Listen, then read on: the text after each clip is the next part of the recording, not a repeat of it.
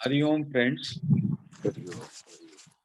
रोज सुबह की भांति आज भी हम संतों द्वारा दिए गए कुछ अद्भुत सूत्रों की चर्चा करेंगे। दो बातें हैं, एक होता है करना और एक होता है होना।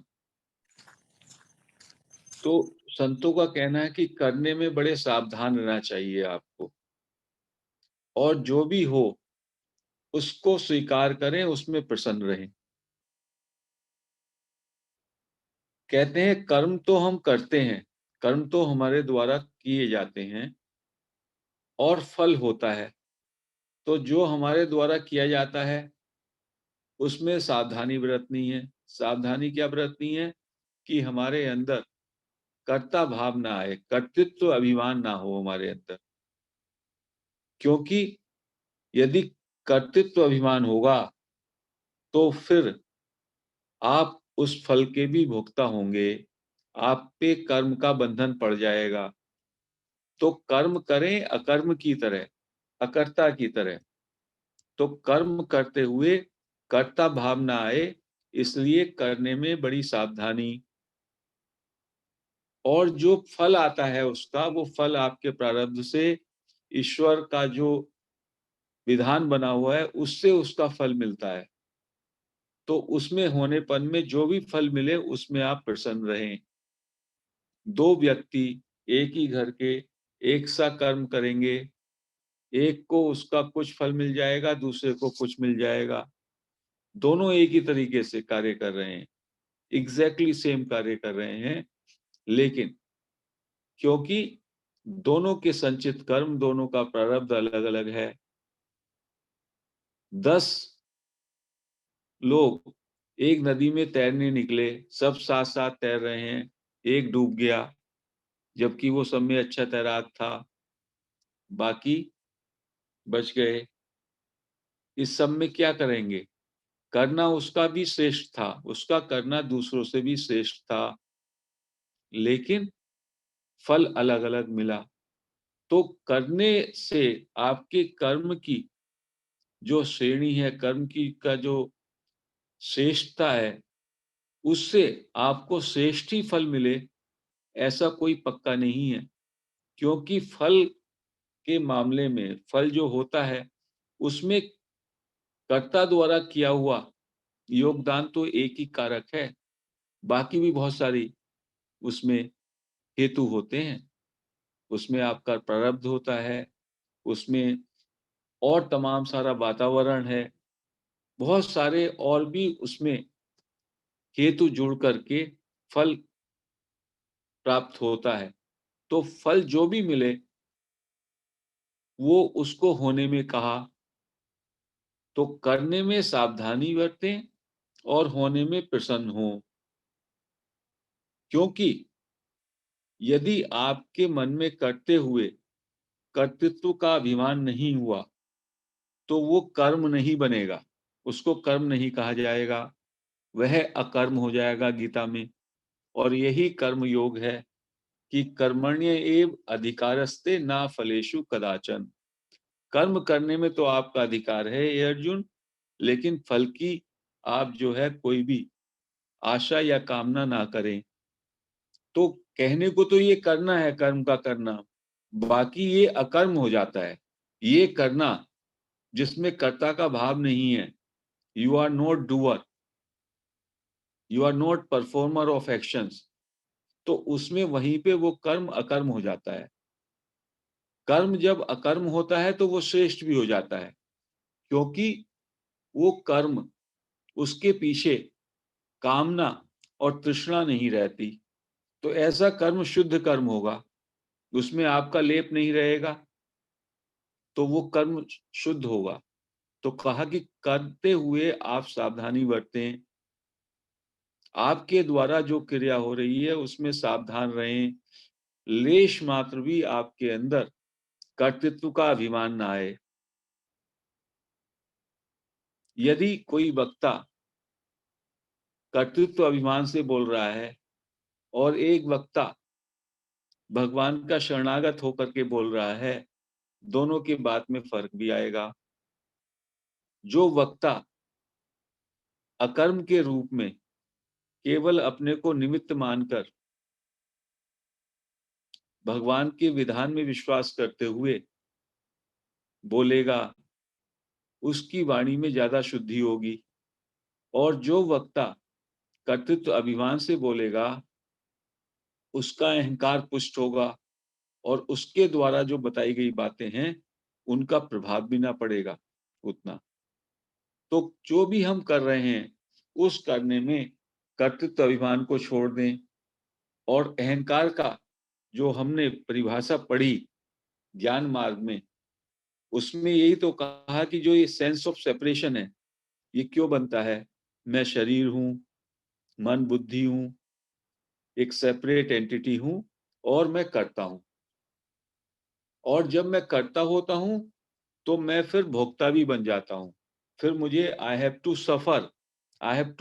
सफर the consequences of my actions. ये कर्म का सिद्धांत है। कर्ता बने तो आप जिम्मेदारी लें फलों की भी, और यदि आप कर्ता ही नहीं बनते तो फलों की आप पे जिम्मेदारी नहीं।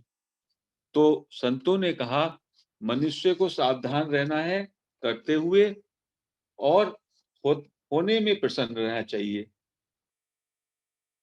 इसका क्या मतलब है? कर्तृत्व अभिमान ना हो और फल की इच्छा का त्याग, और करना जो हो आपके माध्यम से उसमें पूरी शक्ति, पूरी सामर्थ्य और पूरी योग्यता लगा दें, तो ऐसा कर्म अकर्म हो जाएगा और बड़ा उत्कृष्ट होगा। और उस कर्म का फल एक तरीके से भगवान को अर्पण रहेगा, तो वो कर्म आपको बांधेगा नहीं। गीता में एक श्लोक आया है कहीं जिसका मतलब है जिसमें अहंकार का भाव नहीं है और बुद्धि का लेप, आसक्ति, कामना आदि नहीं है, वह सारे लोगों को मारकर भी न तो मारता है और न बंधता है, क्योंकि उसमें कर्तृत्व तथा भोक्तृत्व नहीं है। कितनी बड़ी बात है। सारे लोग की भी आप हत्या कर दें, लेकिन यदि आपके अंदर अहंकार नहीं है कि मैं करता हूं, आपकी बुद्धि में लिप्तता नहीं है, आप में आसक्ति और कामना नहीं है, तो गीता कहती है कि सारे लोगों को मारकर भी ना तो आप मारने वाले हैं और ना बंधने वाले हैं, क्योंकि आपने कर्तृत्व अभिमान के साथ वो कुछ नहीं किया।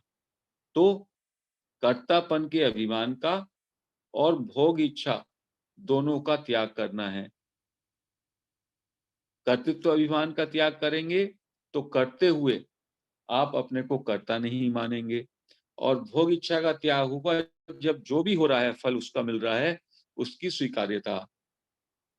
तो ये कर्तापन और भोक्तापन भगवान के द्वारा नहीं बनाया गया, इसको मनुष्य ने, जीव ने स्वयं बनाया है।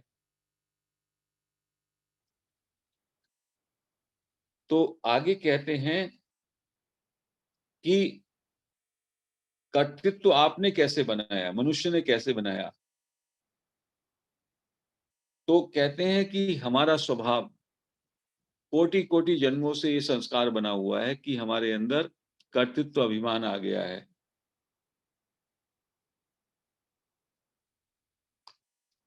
और यदि आपके अंदर भोग आसक्ति है, फल की आसक्ति है, कामना है, तब तक आप जो है कर्तृत्व अभिमान को छोड़ ही नहीं सकते। करना क्या चाहिए? आपको कोई भी कार्य है, प्रभु की प्रेरणा है, प्रभु की मर्जी है, ऐसे भाव से आप कार्य को करें, कर्म को करें। लेकिन आपके मन में जो भी कार्य होता है वो कामना की प्रेरणा से होता है। आपके अंदर जो स्वार्थ है, कामना है, राग है, अनुकूल और प्रतिकूल की भाव है, संकल्प है, उसके कारण उस प्रेरणा से आप किसी कार्य को करते हैं। आप देख लीजिए, छोटे से छोटे काम में भी आपके अंदर किसी फल की आसक्ति रहती है। आपका एक टारगेट होता है, लक्ष्य, ये ऐसा करना चाहते हैं, उसलिए आप एफर्ट्स करते हैं। तो ये कैसे होगा? कहने लगे कि जैसे-जैसे आपकी सावधानी बढ़ेगी, आपकी सजगता बढ़ेगी कि करने में कर्ता भाव ना रहे और फल हमें स्वीकार है, ये फल ईश्वर के द्वारा प्रदत्त प्रसाद है, होना है, तो फिर आपका अंतःकरण भी निर्मल होगा और कर्म आपको नहीं बांधेंगे। तो जो कल हमने बात कही थी कि सारे कामनाओं का संकल्प, कामनाएं या संकल्प के से जनित जो कामनाएं हैं, जब वो खत्म होने लगती हैं, तो फिर व्यक्ति के अंदर कर्ता भाव भी गिर जाता है। संकल्प होना, कामना होना, इससे ही आपके अंदर अहंकार है, इसी से आपके अंदर कर्तृत्व अभिमान है। तो गीता में भी कहा गया है कि ज्ञानाग्नि दग्ध कर्मा, सबके सब कर्म ज्ञान रूपी अग्नि में दग्ध हो जाते हैं। ज्ञान क्या है? मैं और मेरा कुछ नहीं, मुझे कुछ नहीं चाहिए। मुझे कुछ नहीं करना का क्या मतलब है? कर्ता भाव छोड़ देना है। गीता या कोई भी शास्त्र अकर्मण्यता की बात नहीं करते, कर्तृत्व अभिमान को छोड़ने की बात करते हैं कि कर्तृत्व अभिमान छोड़ दो और कार्य तो होगा ही। जब आपका शरीर है, उसको आपको संसार की सेवा में लगा देना है। शरीर और संसार प्रकृति के राज्य में है। शरीर और संसार प्रकृति के क्षेत्र में है। मैं का मतलब है आत्मा और परमात्मा, ये एक क्षेत्र में सजातीय। तो सजातीय सजातीय के साथ रहता है। मेरा स्वरूप और परमात्मा एक क्षेत्र हो गया, एक राज्य के हो गए, और शरीर और संसार एक में हो गए। तो इससे क्या होगा? प्रकृति और पुरुष का संबंध विच्छेद हो जाता है, जो कि होना चाहिए। चित्त जड़ ग्रंथि, शरीर और संसार जड़ में है, प्रकृति में है, और मेरा स्वरूप और परमात्मा वो पुरुष में है। तो जैसे जैसे हम लोगों का करने पे सावधानी रहेगी, कर्ता भाव के प्रति हम सावधान रहेंगे, और फल जो होता है उस होने में हम उसको स्वीकार करने लगेंगे, फल में हमारी आसक्ति ना रहेगी, तो हमारा अंतःकरण उससे शुद्ध होगा। अंतःकरण शुद्ध होगा तो जो ये चित्त जड़ ग्रंथि है, ये जो गांठ है जिसमें चेतन और जड़ जुड़ा हुआ है, जिसको माइंड कहा, जो अहंकार है, वो गांठ ढीली होने लगती है। तो हमको कई तरीके से अपने अहंकार को विलय करने में, अहंकार का नाश करने में, ज्ञान को भी आगे लेके बढ़ना है, और साथ में ये जो संतों के बताए हुए सूत्र हैं, उनके अनुसार भी चलना है। तो इसके लिए क्या सूत्र दिया? सारे कर्म बिना कामना और संकल्प के किए जाएं। वास्तव में गीता में कहीं कहा भी गया है कि सर्वे समारंभा काम संकल्प वर्जिता। सारे कर्म बिना कामना और संकल्प के होते हैं कायदे में। ये आपका एक मूर्ता है कि आप कहते हैं मैं करता हूं, क्योंकि गुणा गुणेशु वर्तन्ते, काम खुद ही होते हैं, केवल मनुष्य के द्वारा क्रिया की जाती है। जिसका रजस है, रजस के हिसाब से रजस तत्व ज्यादा है, गुण है, उसमें ज्यादा क्रियाशीलता होगी। कोई तमस है, उसके द्वारा होगी। तो कहते हैं मनुष्य की क्रियाएं होती हैं, और वो जो है कामना और संकल्प के कारण वो अपने में कर्ता भाव आरोपित कर लेता है। तो इसलिए कहते हैं कि इस अज्ञान को हम मिटा दें कि मैं करता हूं, और जो भी उसका फल मिले उसमें मेरी राजी, तो उससे मेरा जीवन, मेरा अंतःकरण साफ हो जाएगा और ज्ञान की अग्नि में धीमे धीमे मेरे सारे जो बचे हुए संकल्प हैं और जो मेरे कर्म हैं, कर्म के बंधन हैं, वो क्षय हो जाएंगे। तो कहते हैं कि भगवान जो है, भगवान ने प्रत्येक मनुष्य को, प्रत्येक जीव को एक यंत्र की भांति पैदा किया और उस यंत्र में स्फुरना होती है, इम्पल्सेस आती हैं, उससे क्रियाएं होती हैं, उससे मात्र क्रियाएं होती हैं। जैसे कोई यंत्र है, जैसे बिजली है, बिजली का माइक के साथ संबंध कर दो तो आवाज फैलने लगती है। हीटर के साथ संबंध, उसका कनेक्शन दे दो तो गर्मी हो जाएगी।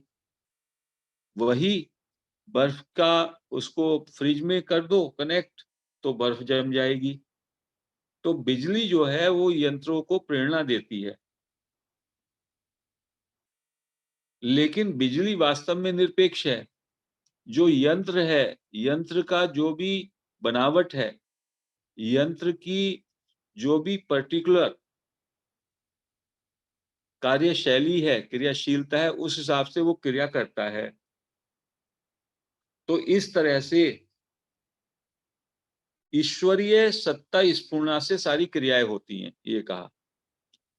सारी सत, एक सत से, सत्ता और स्फूर्णा से, सत से वो स्फूर्णा आती है सत में और उससे सारी क्रियाएं होती हैं।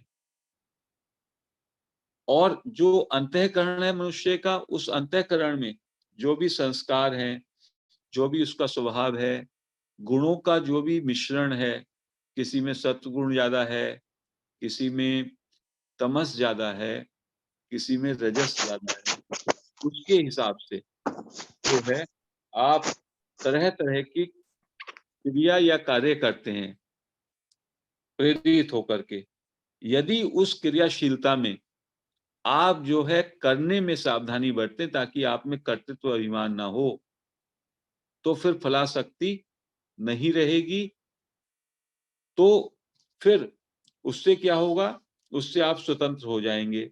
और जब तक आप संकल्पों में, कामनाओं में, उनके द्वारा संचालित होकर के कर्ता भाव से कर्म करेंगे, तो फिर आप बंधन में रहेंगे और उससे आप जीवन मुक्ति की ओर नहीं बढ़ पाएंगे। तो भगवान ने कहा कि या तो आप अहंकार को ज्ञान मार्ग द्वारा अपने अहंकार को मिटा दो, कर्तृत्व अभिमान को ऐसे ही छोड़ दो, या दूसरा है कि अपने यंत्र को, अपने अंतःकरण को राग द्वेष मिटाकर शुद्ध कर लो और भगवान की शरण में हो जाओ। तो ज्ञान मार्ग से भी हमको चलना है और भक्ति से भी हमको चलना है, भगवान की शरण में भी जाना है, भगवान से प्रेयर भी करना है। हे भगवान, मेरे अंतःकरण को शुद्ध करो, मेरे अहंकार को मिटाओ, आप ही मेरे हो, मैं आपका, आप मेरे। क्योंकि अंत में ज्ञान के बाद भी जो बड़े बड़े ज्ञानी हुए हैं, शंकराचार्य भी, लास्ट में शंकराचार्य को भी कहना पड़ा भज गोविंदम मूढ़मते। और गीता में भी आया है कि सारे धर्मों को छोड़कर यदि तू मेरी शरण में आ जाता है तो मैं उसका विशेष, ऐसे भक्त का विशेष ख्याल रखता हूँ। ज्ञान की हमारे जीवन में बहुत जरूरत है। ज्ञान से हम लोग आज के बौद्धिक वातावरण में सारे तत्व को समझ पाते हैं और साथ में जब अपना हमारा हमारा हमें लगता है कि हम आगे नहीं बढ़ पा रहे, तो उस समय हमारे हृदय से पुकार होनी चाहिए ईश्वर को, हे प्रभु, हे प्रभु, आप ही मेरे हो, मेरा उद्धार करो, मेरे बस में चीजें नहीं है। तो उससे ईश्वर मेरी प्रेयर सुन करके ईश्वर का अनुग्रह मुझको आता है। तो ज्ञान के साथ साथ भक्ति साथ साथ ही चलती है। तो आज की बात को हम यदि सम अप करें, करने में कर्तृत्व अभिमान ना रहे और होने में हम कुछ भी होए प्रसन्न रहें, तो हम जो है फल के प्रति भी आसक्ति ना रखें, तो उससे हमारा अंतःकरण शुद्ध होगा, राग द्वेष से ऊपर उठ करके हमारे अंदर समत्व आएगा, जिसको कहा कि योग पर आरूढ़ होना। योगी का क्या क्वालिटी है कि उसमें समता आती है, तो वैसी समता आ जाएगी। तो ये जो 2 सूत्र हैं, इन सूत्रों को भी हमें कोई भी चीज़ आप देखिएगा सुबह से शाम तक जो करते हैं, आज हम कर्ता भाव से करते हैं।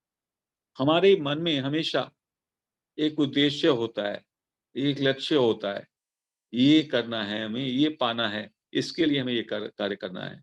तो हम कुछ कार्यों को प्रतिदिन उनको बड़ी सजगता से देखें पहले शुरू में और उसमें कर्तृत्व अभिमान को छोड़कर करके देखें या सेवा के भाव से करके देखें। जो भी फल होगा प्रभु तुम्हारी मर्ज़ी। सो धीमे-धीमे, धीमे-धीमे हमारे अंदर सजगता आएगी, अवेयरनेस बढ़ेगी और सर्व स्वीकार्यता आएगी, जो कि किसी भी ज्ञानी का, किसी भी बुद्ध पुरुष का, किसी भी भक्त का, किसी भी कर्मयोगी का लक्षण होता है। तो आज हम इस चर्चा को यहीं पर विराम देते हैं। हरि ओम।